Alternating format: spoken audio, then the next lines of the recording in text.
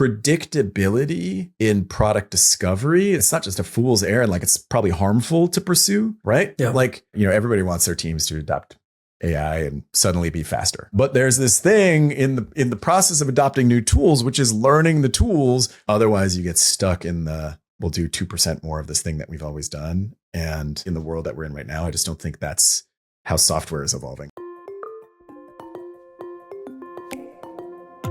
This podcast is hosted by Cortex.io. We help organizations continuously improve their operational maturity and reduce developer friction so that the whole organization operates as one. Check out the link in the description to see how we've helped our customers cut their MTTR in half, double their deploy frequency, and save thousands of engineering hours with golden paths and the right guardrails. Thanks for listening to Braintrust, a podcast for engineering leaders by engineering leaders. Welcome to the podcast. This is the Braintrust by Cortex. I'm Ganesh. I'm one of the co-founders and CTO of Cortex. We help engineering organizations better understand their software, from service cataloging to scorecarding to self-serve and so much more. Really excited to have you on the podcast today, Rob. Talk all things quality, AI, and maybe the lack thereof and what we can do about it. Great to have you on. Yeah, excited to be here. But just let's set some expectations early. We'll talk about all those things. That doesn't mean we have answers to any of those things, but certainly they're top of mind. So excited to be here and looking forward to chatting. Maybe we'll solve it today in the next 30 minutes, but one can only hope. Yeah, let's go for it. If you want to give listeners a quick introduction of yourself, your background.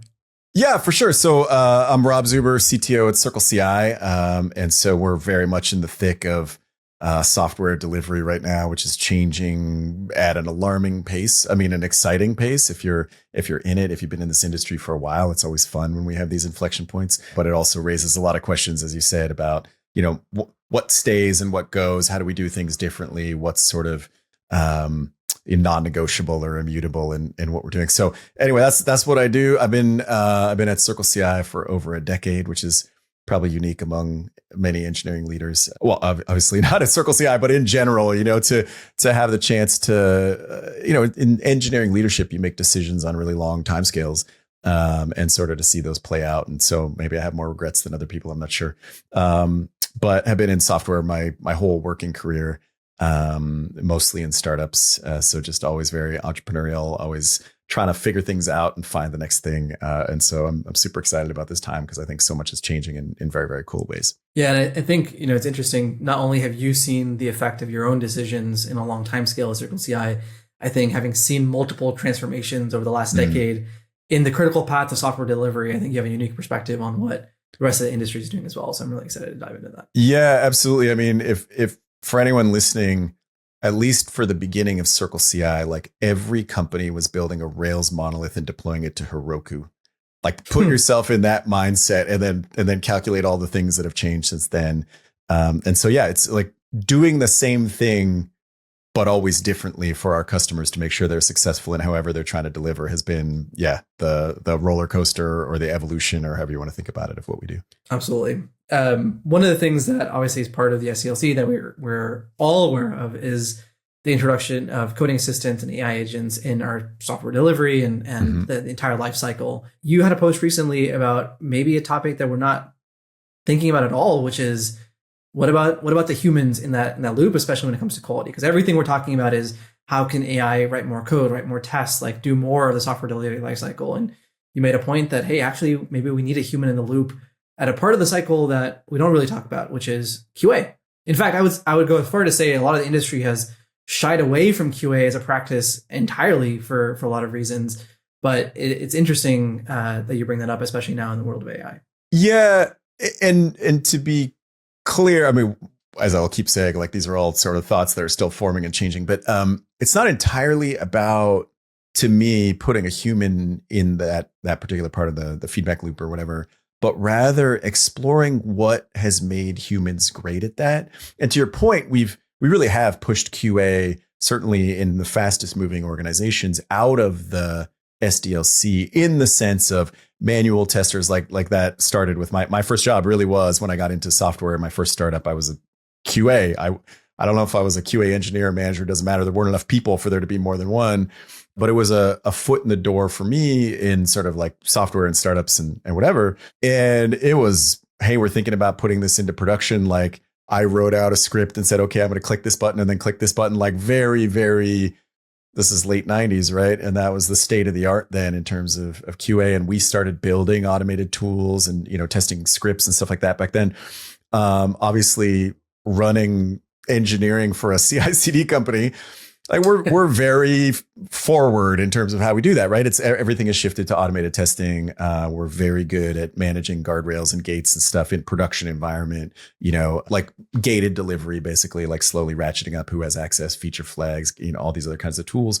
But I think the thing that has happened over that transition is out of necessity, we've put testing in the hands of developers, and developers are really good at identifying what they intended to do, and then writing a test that proves that they did what they intended to do, whether or not what they intended to do encapsulated all of the possible edge conditions, whether it encapsulates actually what the requirements or the goals were from the PM, et cetera. And I think the partner, if you go back far enough, the kind of like developer quality engineer, whatever you want to call it, partnership was a great mental check, right? Looking from a very different perspective, a very different sort of frame of reference to say, what if I did this, right? And I sort of commented in that post, and it's totally true that the best quality engineers that I've ever worked with could take down a system in minutes. They're like, let me try 5 different things that no one ever thinks of. But it never made it back into the developer's mind because they just think differently. They're in a different frame of reference. I've even seen the same person act really effectively in both of those roles, but it's hard to do at the same time because you're locked into one point of view versus another point of view, right? And so what I'm particularly interested in is taking that perspective that we've honestly lost over the years and wondering, can we rebuild that in an AI assisted manner? Like, can I ask an LLM, hey, I just built this thing. What are all the things that someone could do that are going to make it not work properly, right? And the classics are just like, this is an email field, right? Like we're better at this now in 2025, but here's an email field and someone just puts in a string of numbers. And, now we have JavaScript validation. Back in the 90s, it would just like crash the whole system because no one had thought of it, right? Or what if I put a big negative number in here? Like just basic stuff. And then we built tools like generative testing, but like if you think about what an LLM could do, it can generate far beyond give me a number in this range. Right? It's like, well, that's an interesting range, but what about outside of that range? What happens if I put text in this field? What happens if I put, internationalized characters in this field? Like, how is your thing going to perform? Right? What happens if I put a single quote in here with, drop table? Right? Like someone should figure all that stuff out, but we keep forgetting over and over. And then that knowledge, I mean, that's what LLMs are, right? They're like all of the knowledge that we've created so far, encapsulated in a way that can be thrown back at you. So I think that exploration and sort of using the LLM to bring back this human element and human creativity that we've lost from testing is a really interesting thing to explore. And I think there's a lot of potential there. I'd love to expand on that. Like, I think one of the things that LLMs, one of the misconceptions maybe of LLMs is they maybe have out of the box creativity. But I think what LLMs are really good at, it's almost like a junior engineer where if you give it a way to think and a bounded problem, then they're very good at operating within that space. And so maybe to kind of think about it from first principles, it's like, okay, well, if the missing thing in testing today is that human creativity, then maybe we can articulate exactly what it was that made QA so effective at this kind of thing. Like, what is the mindset that led to that? And so I guess if you had to explain, like, how does a QA person come to the conclusion that, hey, I should put a random string of garbage in here and see what happens? Like, what is the human thought process that is happening behind the scenes that leads them to that outcome? Well, to be clear, when I say the best QA engineers, I'm not referring to myself, but there's a reason I didn't last in that role very long. Luckily, I figured out how to program quite quickly. But I really think it's curiosity and creativity, right? Which are not the default attributes that you would assign to an LLM. But I think what's happened, right, is in so many parts of our lives in software, we strive for reproducibility, predictability, right? And so the best debuggers, the best, incident management teams, I mean, obviously in terms of what you do, like getting information available to people, everybody that's really, really good at that, I hope this is contentious or I don't, is not going off a run book, right? like if, and to go back to QA, like what happened in testing is it became like click this button, then enter this value into the field, and then click this button and then enter this value in the field, because then we can outsource the mechanics to the lowest paid possible people, right? And then ultimately that became machines.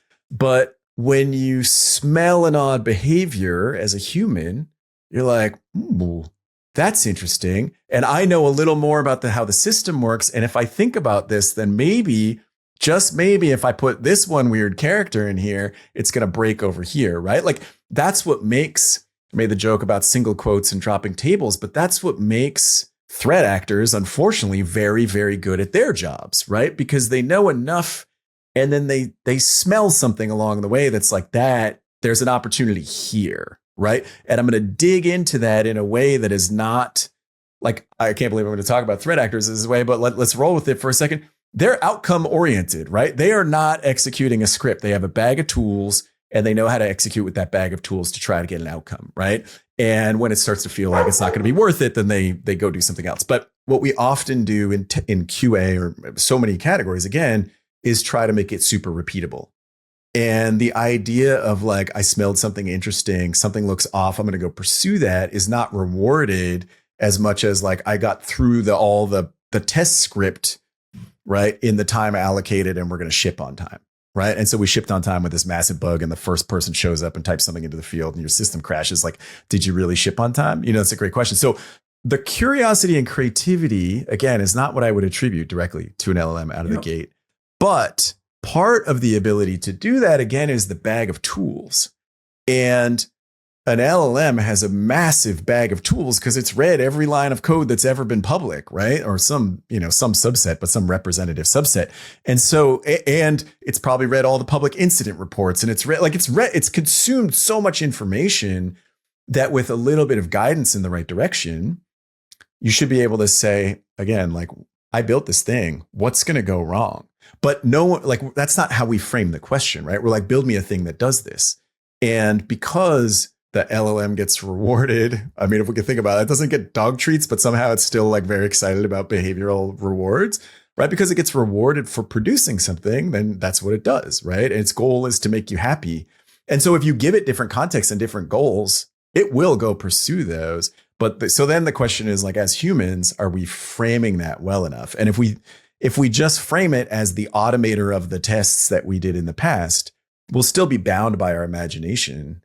But again, like I talk about debugging incidents, like anyone that is really good at that just has a very good picture of the whole system, right? And probably enough experience in software in general to know a system behaving like this, exhibiting these behaviors, even if it's net new to us, that's probably a sign of X, right? There's a bottleneck on threads, or, there's a deadlock in the database, or something like things that people intuitively see, not because they were born with that information, but because they've amassed that information over their careers. And like, who has more information about all of those conditions than an LLM, right? But so I think, the curiosity it doesn't have, but that can be pointed pretty quickly by someone guiding it to say, oh, interesting, what about this?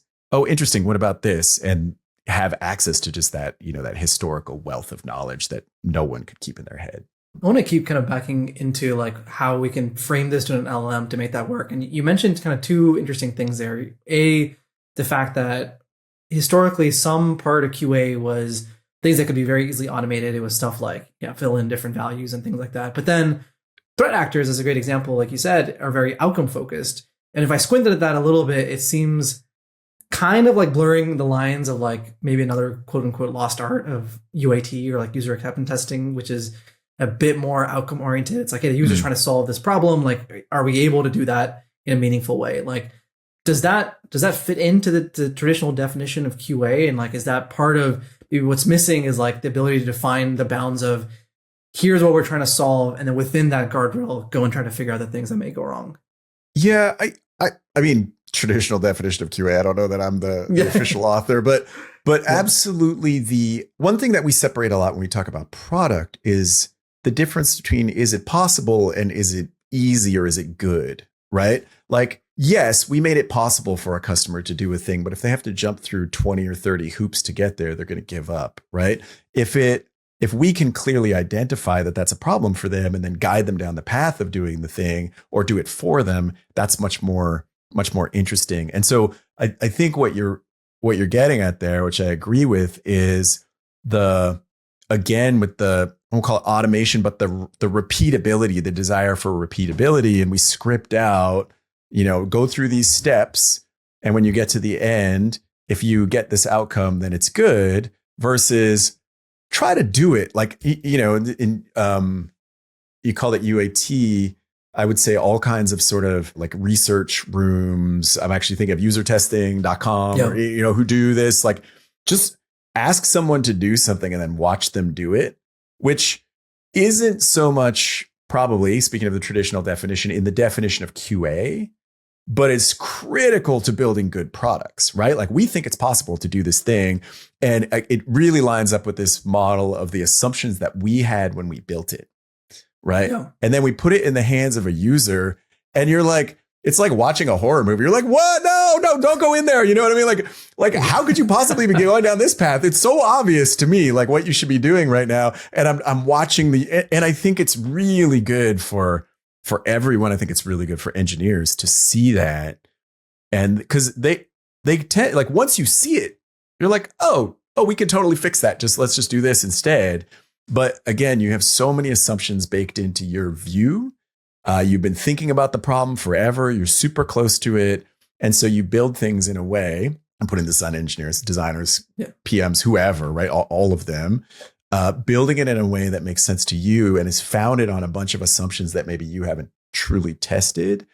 And I think testing for quality falls in that same bucket, right? And, we've raised the threat actor a couple of times. Like, that's just a different kind of testing, right? Like I'm testing for vulnerabilities in your system, plus or vulnerabilities in the structure of your organization. Like, there's obviously social engineering and other pieces that go into that, but all of that is looking for gaps in the assumptions that were made, right? And so they all, if you step back one level of abstraction, they're all very similar, right? We make assumptions about correct function. We make assumptions about ease of use for the user. We make assumptions about security, of reliability, like pick a thing, and having a different perspective, whether that's another human or whether that's, something that could do that certainly with the wealth of knowledge and a faster pace with some guidance from a human. You're trying to get to the same outcome, which is pointing out those assumptions, breaking them, and then making your product more resilient, easier to use, more secure, all those things. I wonder if that's a useful framing for if you're trying to do this with an LLM, is if you think about the LLM as a very intelligent thing with a lot of knowledge, but very little context. Like that's kind of what you want to do with the user testing thing, is like, you're a person, you're clearly very smart. I can give you a problem and you can figure out how to go solve it, but you may do it in a way that I haven't intended you to solve it. And so can you do the same thing with an LLM? And maybe this is kind of how we're backing into spec first development, or, the things that we're trying today, which is let me give you the problem. But then if we do the same thing, so rather than giving you the problem and asking you to develop it, if we say, here's the problem I'm trying to solve, go try to use the product to do this, or come up with the ways this can break.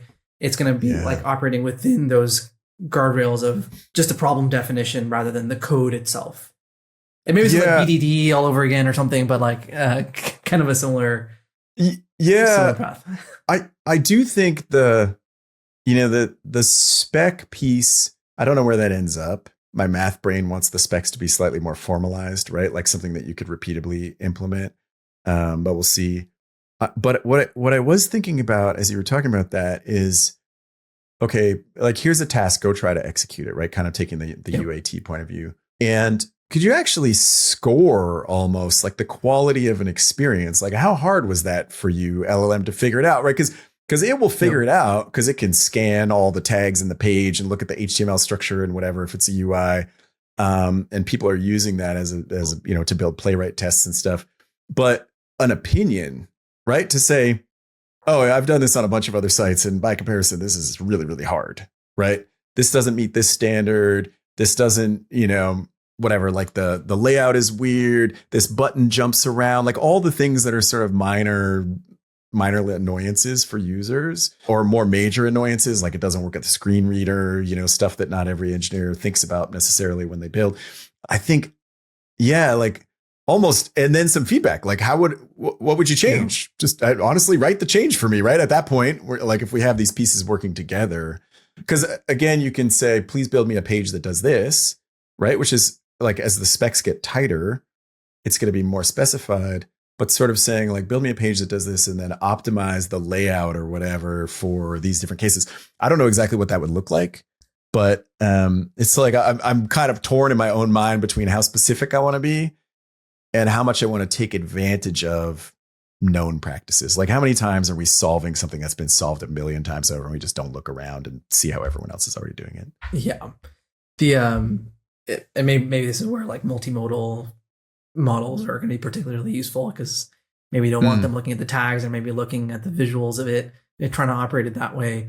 But I want to shift gears. Maybe like we've been talking a lot about the product experience. Like, are we like the testing for certain assumptions based off of a problem? This all assumes that we're solving the right problem. And I think what's happening in the industry is like, we're very much focused now on speed. Like, are we moving fast? But we're not really talking about the direction. Like, it's a vector, right? It's like you have the actual absolute value, but you're also going in a certain direction. And you talked about this a little bit in one of your posts recently, which is, we don't want to just keep running really fast. Like, how do we know we're going the right way? How are you thinking about that in your own role as an engineering leader, and then more broadly across the industry? Yeah, I mean, I think that it's been a hot topic for the whole time I've been in software engineering, right? Which is like a pretty long time at this point. But the pressure of such a rapidly changing market has really brought this to the forefront, right? One, because everything is like, whatever business you're in, whether that's still relevant tomorrow is unknown, right? Like, literally on a 24-hour cycle, everything is changing, whatever business you're in. Maybe not plumbing, but certainly if you're in tech somewhere.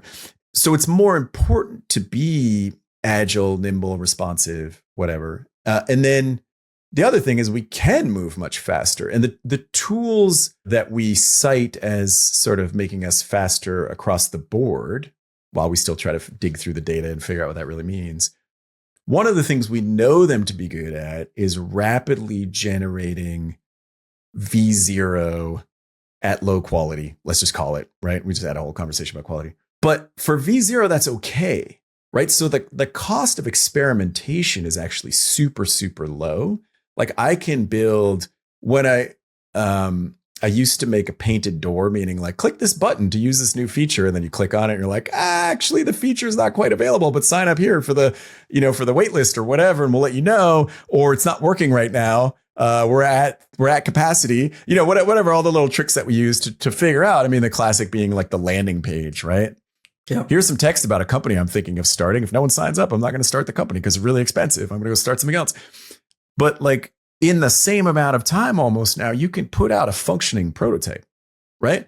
And so you can get much richer feedback about your idea in a very small amount of time, which means you could test more ideas more quickly and therefore learn more about your direction, right? To know, like, for a tiny, tiny fraction of what it used to cost. I mean, I grew up in the days where we built data centers, just to be clear, like, by comparison, right? I can type 3 sentences and have a working prototype on someone else's system that I don't even understand, kind of thing, instead of like, did we order enough Ethernet cable, right? Like, the difference is so many orders of magnitude. It's completely bananas to reason about. And so that's the secret to finding direction, right? Is testing your assumptions, putting the smallest amount of work in front of people that will give you real valid feedback. And we've accelerated how we can do that, which means for the same cost, we get way more assumptions tested, right? And that's even more important because of the market we're in, where also we might shift direction tomorrow because that assumption was valid today. And then we, some new, company launched and went to 100 million in ARR last night, like it's ridiculous how fast these things are moving. And so feeling less bad about, well, we built that thing yesterday and we're throwing it out today. Like, it's just not that big of a deal. Now, when we get to the point where we have more concrete understanding of user adoption, they're excited about this, it's working. Obviously, we're going to invest in growing that to the scale that we needed to operate at or whatever. But I think it's all this was how I think about it as a leader and what I try to instill in people. Like we know how to solve that problem, right? At CircleCI, we've been scaling this business for 12 years or no more, 13. I can't keep track, 14 almost. And so that's not the problem we're trying to solve right now. And it's okay to test some of these ideas, to put out things, see how people react, learn as quickly as possible. And then when we find something that people are really excited about, well, we know how to scale it. But we got all the pieces in place.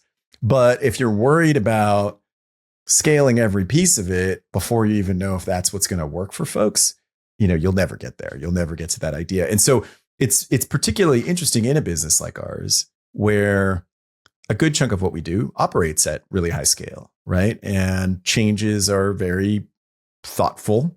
We have all, like I talking about earlier, all the guardrails in place to make sure that when we make a change, progressive delivery was the term I was looking for. Like when we make a change, the blast radius is minimized. We know exactly who's seeing it first, and we watch to see that it's working the way we expected, et cetera, et cetera. But if you're building a V0 prototype, you don't need any of that stuff. You're just wasting time. You don't even have enough users on that thing to measure whether or not it's working properly, right? You're waiting for one person to text you and be like, hey, I just tried your new thing. It's pretty good, right? Like that, it's a totally different level. And so operating at both those cadences, or however you want to think about it, velocities inside the same organization is an interesting thing to manage, right? And to make sure that people are clear about which side of that they're on for the thing that they're working on right now, and how we expect them to think about it. And when reliability and stability is absolutely critical in part of your business and just not that important in a different part, I have no problem context shifting between those all day long. But you have to be very clear with others, right? Because if you've instilled in them, like, if this breaks anybody, like, we got to respond right away. And then you're saying, no, don't even worry about it. Just, ship that thing. It's going to be fine. Like holding those two things in tension, I think is hard for some folks. And so part of it is being clear. Part of it is just having different people working on different things and them knowing what matters to them. Have you had to reshape the organization to either prevent internal or reduce the internal blast radius of the folks experimenting on the things that definitely can't go down, or to enable people to actually go and experiment in a culture where reliability was like the number one thing that you cared about? Yes. Trying to think of useful kind of pieces of that. Absolutely. Both some technical things, right? Like, how can you take advantage of things that we have at our disposal, right? Like in the world of software delivery, we have a massive system for making available arbitrary compute, executing arbitrary work in that arbitrary compute. Like this is stuff that people are trying to build right now, and we have it on hand to use, right? Yeah. And so, but it was built to do a specific thing, and now we're doing different things with it. So making that available in a way that keeps that part robust, right? To your point, you can't come in and like try some cool new thing and like, oops, I just broke everyone else's builds. Luckily, we have those sort of firewalls in place or whatever. But without having to go back to the drawing board and build all this stuff a second time, right? Which is kind of our unique differentiator. Like the thing that we can bring to the table is our understanding of our customers and what software they build and how they validate it, and creating the runtime and execution environment in which to do that. So a little bit of it is technical, right? So people, like, I think a big part of helping people run quickly is giving them the safety, right? Like you can touch all the things that you have access to and you're not going to break anything, right? Yeah. You over here, like, take it a little slower. Give it some. I mean, also the processes and the tooling and everything around those more robust and sort of core pieces of the system have been built up over years. So they are safer to touch. We've put that tooling in place because we've been doing it for a really long time, right? But and then on the cultural side, that really is true. Like I'm so used to having all these tools in place. Therefore, I don't want to ship this piece of code, without all those tools in place. What's this strategy and that strategy and whatever? Is like, look, you're going to break 3 people if you do that, and they all work here. So just go for it, right? And so getting people comfortable with that, absolutely. Again, it's a lot of it is helping people see that, hey, we put these partitions in place, we're safe, and then again, like helping with intent, because the intent was very clear and consistent for a long time, right? We are doing this, we're scaling the system, and then there is a little bit of, what's the best way to describe it? Just people's makeup and tendencies. right? Some people love the work of building highly scaled and scalable systems. That's what they're excited about. That's what gives them joy. And churning through prototypes and throwing them in the bin does not give them joy. And we have both roles inside the company, right? So helping people, like, it's taken us a little bit of time and people, they're excited to try the other thing. And then they're like, not for me, right? Like, I'm just not interested. Or I love spinning through rapid prototypes and I don't want to worry about scale. Like, that just sounds hard. I don't want to do that. We have that split. So then it's like finding the right people and putting them into the right spots, which is, so much of leadership, whether you're in engineering or anything else. Yeah. I mean, it's very much two different skill sets. I mean, as a founder, we see that in our early employees versus later ones, which tends to be kind of like a very simple bifurcation of people who like to hack and like try random things and put it out there and see what happens, versus people who are like, give me a thing that's working pretty well and I'm going to figure out how to make that thing do that thing even better. And so we kind of see that bifurcation a ton. I think a lot of engineering leaders are probably in a similar boat as you, where they're trying to, especially in like, if a lot of the folks that we talked to in the quote unquote traditional enterprise, they know that they don't want to get disrupted. And so they're kind of trying to invest in the ability to move fast and iterate in certain things, but they have a cash cow that they need to keep going. And so, maybe it's different in the enterprise, but, the question that we get a lot as well is, as an engineering leader, how do you measure that? Like, do you have a set of metrics that you're looking at? Like, I know you've talked about this as well, is like, sometimes a lot of these metrics are not particularly useful, or they're not capturing the impact of AI necessarily in a meaningful way. But what are you looking at on a weekly or day-to-day basis that says, yes, we have teams that are moving fast and like are able to do things, but it's not degrading our ability to deliver a high quality product for a certain part of it? Do you have a dashboard that gives you that, or like what do you do to give you that visibility? Yeah, all of the above. We do it and we don't. Like, yeah, I would say similar to systems, your sort of traditional metrics, if we can call them traditional, but DORA, the core four, like these sorts of things, I find them useful. They don't give me the whole story, right? Like, knowing that a number has moved is not interesting. It's well, certainly not the end of a conversation. It's the very beginning of a conversation. Like, oh, what's going on? And half the time that ends with, so and so took some PTO. Yeah. You're like, all right, end of story. Like, there's nothing to discuss here, right? Why would we worry about that? And every once in a while, it's like, oh, we had to work on this thing that we totally didn't understand. We tried to make this change and we broke this other part of the system. And then we spent our week in incidents and whatever. And it's like, cool, let's unpack that, because there's all kinds of information in there, right? Like, why were we surprised by how hard it was to make this change? Why were we surprised when we broke something, we made this change? Like, how do we fix that?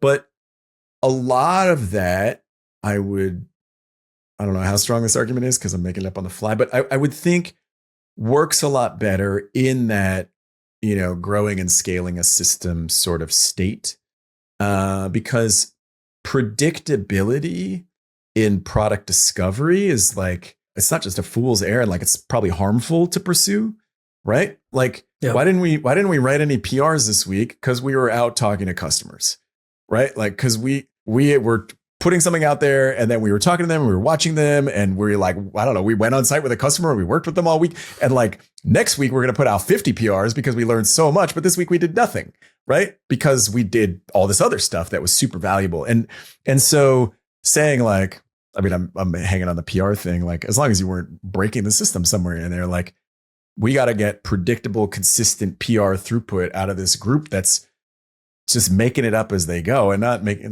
not in a bad way, but just in a very exploratory, there's a huge amount of opportunity to innovate in this space. And it actually is a very concrete example. One thing that's come up a lot is the kind of, everybody wants their teams to adopt AI and suddenly be faster, right? But there's this thing in the process of adopting new tools, which is learning the tools and moving at half the pace that you moved at before, right? And when you have this, I think, especially, I don't know if anyone puts their like DORA dashboards on the wall or whatever, but if everyone's like, oh, we need to hit 17 PRs this week and we only have 15, like, let's get something out, right? If that's the world that you're operating, no one's going to say, oh, let's stop and see if we could be an order of magnitude better. But that's going to take a week or two of us kind of tinkering and figuring out the bits and being bad at this, right? Maybe it's probably more than a week or two.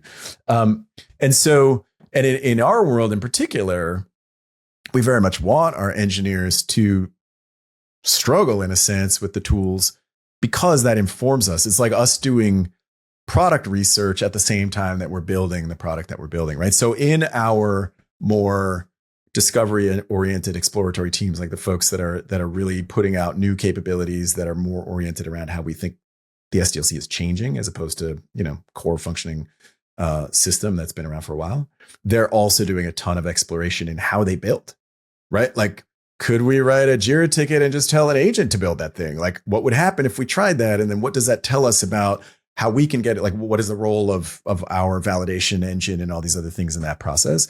And so I think in that world, if you're obsessed with metrics that are like delivery metrics, you're going to be deeply disappointed. The people that you're asking to do, innovative work are going to struggle to do that because they're going to feel this tension of a different kind of direction.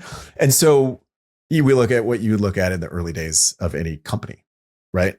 How many users have used it? What experience did they have? What did they tell us about it? Are they adopting? Are they growing? Whatever your success metrics might be for whatever it is that you're building, right? Those are the things that we care about. And we don't care about them on an hourly basis for the most part, right? Yeah. Something takes a dip because, I don't know, some other tool came out in the market and now this thing doesn't look as interesting, but we could solve this other problem about it, right? Like, you have to give yourself that freedom. Otherwise you get stuck in the, we'll do 2% more of this thing that we've always done. And in this, like in the world that we're in right now, I just don't think that's how software is evolving, right? Like software delivery, which is particularly where we are and where you are, like, it's changing every day. And if you don't give yourself the freedom to pursue it, and then I guess the last thing I'll say about that, you really like touched a nerve, is is like then you have to be super dependent on your managers, right? Like your structure of leadership to know, like you need the freedom to explore, but you have to be exploring the right things, right? Like you have to be motivated and driven and disciplined about, these are the assumptions we want to test. We're going to knock down answers to those questions as quickly as possible. Then we're going to figure out the next ones and we're going to knock those down. And we might not know what the next set will be until we've figured out the answers to these ones. But we need this discipline and working model, which is hard to measure. But if you're an engineering manager sitting over a team of 4 people, like it's never a huge team if it's super exploratory, you should know what everyone's doing, right? You should be super dialed into that. And if someone is phoning it in while everyone else is totally cranking, then like you don't need a dashboard to tell you that. Right? Yeah, 100%. Yeah, and it kind of goes back to what we started this conversation about, which is focusing on the outcomes. Like at the end of the day, that's kind of what we're saying here is, especially in the exploratory worlds, what you care about is the outcome. Like what is the actual, maybe you want to call it like P&L focused engineering, or I don't know, whatever you want to call it. Maybe it just is engineering, is like, you want to be outcome focused. You want to think about what's driving the business. It just so happens that in an established part of the business, the outcome that you care about also very much relies on stability and reliability and things like that. And that is the business outcome you're working towards. And therefore you're going to measure those things versus what you care about in an exploratory side of the business is totally different. And then you're going to be measuring different things, which is business outcomes. And so I think that's probably a big part of it as well. Yeah, I think that's exactly right. Like, and I guess maybe a nice thing about operating in kind of that dual mode is if there are things about our system and our processes, and of course there are, we're just an engineering organization like everybody else, that are getting in the way, we have like that kind of litmus test or whatever through the people that are trying to do things that they understand well, right? So the friction is evident. I think if it feels frantic and chaotic, then the things that make it hard to do the work get lost among the, in the noise. And you're like, well, that's just the story of being a startup or being really, frenetic or whatever. And you could be going a lot faster, right? And so it's kind of nice to have that, that two views of it. So I wouldn't ignore the overhead, and if you're like a 5-person company and you've got 8 programming languages and 6 different ways of deploying things and whatever, like, please stop. Make it the simplest possible thing, right? And go Ruby on Rails monoliths on Heroku. If Heroku was, there's replacements. There's plenty of replacements for that. But I mean, people are doing that now, right? With the Vercells of the world, or like pick a thing that, they tend to be a little less computation oriented, I think, like a little more front endy. But there's plenty of platforms like that allow you to do, honestly, and just deploying something super simple in like a serverless world or whatever. Like there's so many options now, which can be a little bit debilitating. You're like, it takes too long to figure out. Pick something that you know how to do and just do it. But if you're four or five people starting a company, like you don't need Kubernetes. You definitely don't need, microservices or whatever. Like find the business, right? And I think that's true of small businesses, but successful new product teams in large organizations are 98%, whatever, some very high percentage overlap with the same operating approach, right? Like if you're going to be successful in that world, you do have to separate yourself. And kind of going all the way back to your question about organization, we did spend some time saying, how do we allow these teams to not carry the burden of our more scaled, mature processes in order to go do what they need to do, right? Like if the expectation is we have a check-in once every 2 weeks and like you're on a formal sprint cycle and whatever, like, I don't know, like you're just like way too slow, right? Like why would we operate like that? That doesn't make any sense. Again, like some cases you need some consistency and you have enough direction that it's like, I can not connect with anyone for a couple of weeks and just do the things that I know need doing. But when it's this exploratory, I mean, you're talking all the time, right? And so kind of modeling that a little bit differently and allowing folks to operate in a way like don't stress about these processes because this stuff is just too fluid. Yeah. And it's very much like the old adage that you ship your organization. So if you want to ship velocity, you want to design the organization to enable that. The point you made about like the fact that having an existing business that you need to kind of run in a well-oiled way maybe highlights, you want to solve that because that allows your fast-moving teams to move faster is like, I would summarize it as like a very interesting lens around like slowing down to speed up. Like you have a team that is trying to go slow and methodical, but actually the investments in allowing them to do that allows the other teams to speed up. And you may not see that because you haven't had a team that is trying to really push the limits of like, we've slowed down, like now let's hit the gas and speed up, but actually we have all this other friction there. And so I think you highlighted a really interesting lens for that. Yeah, and I think that's right. And some of the tools, that I'm trying to think of what we put in place, but we have decent frameworks for building a service, right? We have an entire platform kind of underlying system for building on top of, and you don't have to like, I'll keep joking about Kubernetes or whatever. You don't have to figure out how our Kubernetes infrastructure works. You can just throw stuff into it and it'll work, right? Yeah. And so like, yes, those small teams are using Kubernetes in our world, but that's because we have a massive infrastructure and a team that owns it and has been abstracted it away and all those sorts of things, as opposed to like I'm a tiny little company building all this stuff from scratch. So it's like a little bit different, but yeah, those investments that we've made are super helpful. And I will say like, we're more focused on resilience. I would never advocate that part of the organization is moving slowly or would want them to move slowly, but they move with purpose, right? It's like, and to build on that, like the, slow is smooth and smooth is fast. Like they have the pieces in place that allow them to just execute on a regular cadence, which is just very, very different. It's a little frenetic and well, I just keep saying exploratory on the other side. Yeah. At the end of the day, it's all about leverage. Well, Rob, thanks so much for coming on the podcast. It was a great conversation. It went in directions I maybe didn't realize we would go down, but I didn't think I'd be talking about multimodal LLMs at all in this conversation. But really enjoyed the conversation. Thanks so much for coming on. Yeah, thanks for having me. This is awesome. And whatever direction it goes, I think most people are struggling with the same things right now. So there's always plenty to talk about. Exactly. Thanks so much.